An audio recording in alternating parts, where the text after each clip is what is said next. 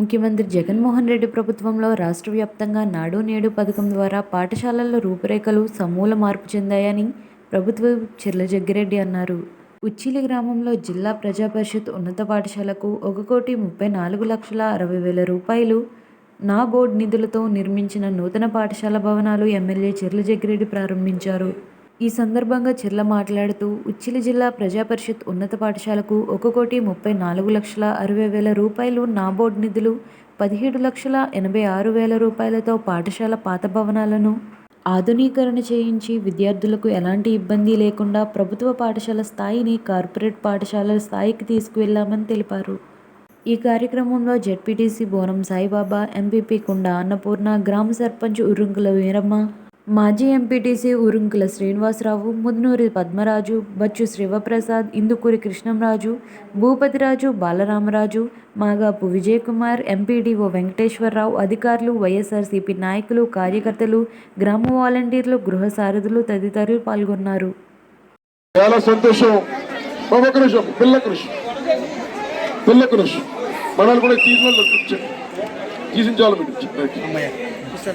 మరి ఈరోజు ఒక శుభదినం. ముఖ్యంగా ఉచ్చిలి గ్రామంలో సుమారు 1,50,1,51,00,000 రూపాయలతో మరి ఊరికి దేవాలయమైనటువంటి పాఠశాలను మనం మళ్ళీ ప్రారంభించుకోవడం జరిగింది. ముఖ్యంగా మరి జిల్లా పరిషత్ పాఠశాల వచ్చి 1,34,00,000 రూపాయలు నబార్డు నిధుల ద్వారా మరొక స్కూల్ ఏర్పాటు చేసుకుని అలా ఒక నిర్మాణం చేసుకుని, అలాగే ఎంపీపీ స్కూల్కి 17,89,000 రూపాయలు మరి ఎంపీపీ స్కూల్కి మనం మంజూరు చేసి మరి దాన్ని కూడా ప్రారంభించుకోవడం జరిగింది.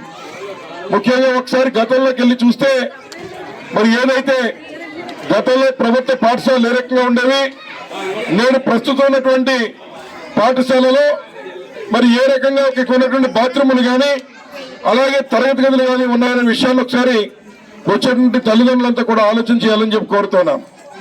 ముఖ్యంగా మరి ఏదైతే ఈ రాష్ట్రంలో మరి విద్యా వ్యవస్థ ద్వారానే మరి ఈ రాష్ట్రం అభివృద్ధి పథకం నడుస్తుంది అనేటువంటి దాన్ని గమనించినటువంటి జగన్మోహన్ రెడ్డి గారు ఇవాళ మన పిల్లలకి మంచి యూనిఫామ్ ఇవ్వడమే కాకుండా మధ్యాహ్న భోజనం కూడా మరి చక్కటి మధ్యాహ్న భోజనం మెనూ ద్వారా ఏర్పాటు చేసి మనందరికీ కూడా మరి మంచి ఆహారాన్ని అందించే కార్యక్రమం చేస్తున్నారు.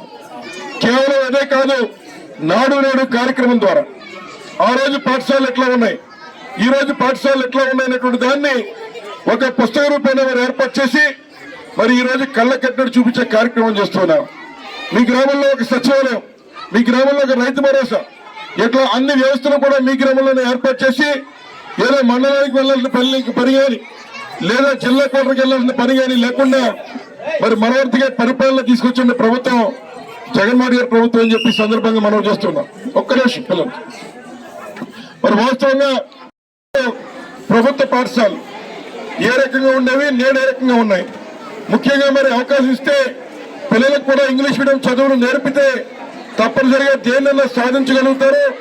ముఖ్యంగా మరి కూలి పని చేసేటువంటి వారి బిడ్డలు సైతం రేపు ఇంజనీర్లుగా, డాక్టర్లుగా, కలెక్టర్గా కావాలనేటువంటి ఉద్దేశంతో జగన్మోహన్ గారు ఈరోజు నాడు నేడు కార్యక్రమం ద్వారా ప్రతి సంవత్సరం 40,000 కోట్ల రూపాయలు మన పిల్లల మీద పెట్టుబడి పెడుతున్నాడని చెప్పి సందర్భంగా మనవి చేస్తున్నాం. ముఖ్యంగా మరి ఒకటే ఉదాహరణ, మరి ఏదైతే మన విశాఖపట్నంలో పిల్లలు పెట్టడం మైక్ వాళ్ళంది మన విశాఖపట్నంలో ఒక ఎకానమిక్ సమ్మిట్ పెడితే మన రాష్ట్రానికి 13 లక్షల కోట్ల రూపాయలు పెట్టుబడులు పెట్టడానికి కొంతమంది పారిశ్రామికవేత్తలు ముందుకు వచ్చారు. ఎందుకు వచ్చారు?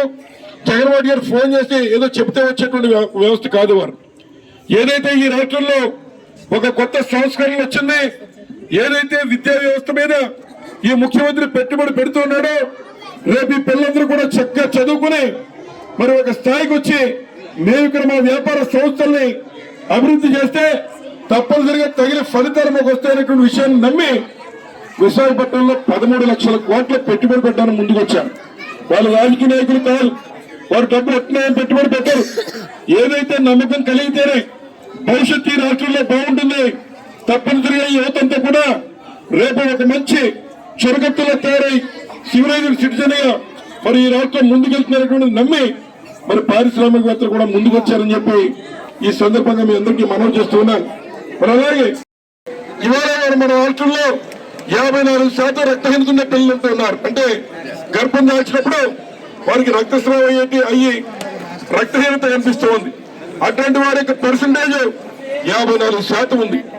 దాన్ని ఈ ప్రభుత్వం వచ్చిన తర్వాత 2019లో 54% ఉంటే మళ్ళీ 2024 వచ్చేసరికి అది 6% తగ్గింది రక్తహీనత అనేటువంటిది. మరి జగన్మోహన్ గారు చేసిన కృషి అని చెప్పి సందర్భంగా మనం చేస్తున్నా. ఏదైతే మన పిల్లలకి రాగి